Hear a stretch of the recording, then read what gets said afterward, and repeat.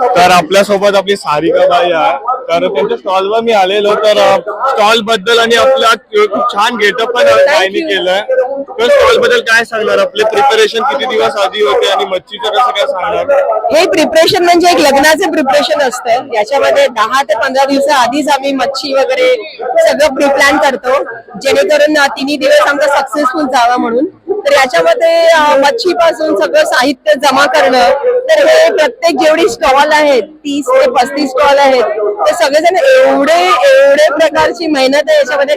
छोट्यापासून मोठ्यापासून ते एवढी मेहनत करतात, जेणेकरून आपलं प्रेम त्याच्यामध्ये टाकतात. तर ते प्रेम इथे दिसून येतं लोकांमध्ये. एवढं एकीपणा असतो करायला, सगळेजण झुकतात काम करायला. मच्छीचं तुम्ही मॅनेज कसं करता? 3 दिवस हार्डली मच्छी 3 दिवस आम्ही फ्रेश मच्छी आणतो प्रत्येक दिवशी.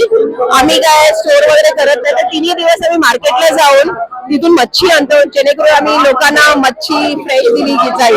आणि मसाला बद्दल काय सांगणार? ते मसाले कसे असतात? बाहेरून तुम्ही मागवतात की घरी बनवलेले? मसाले आमचे सगळे घरी बनलेले असतात, जेणेकरून जो स्वाद आहे, सिक्रेट रेसिपी, कोळ्यांची सिक्रेट रेसिपी म्हणून आम्ही घरीच बनवतो आणि त्यांना दिले जातो.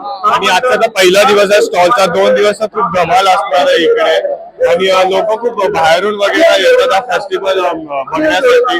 आणि त्यांचे रिव्ह्यूज कसे आहेत? त्यांचे रिव्ह्यू म्हणजे 5 out of 5 stars. थँक्यू ताई. थँक्यू.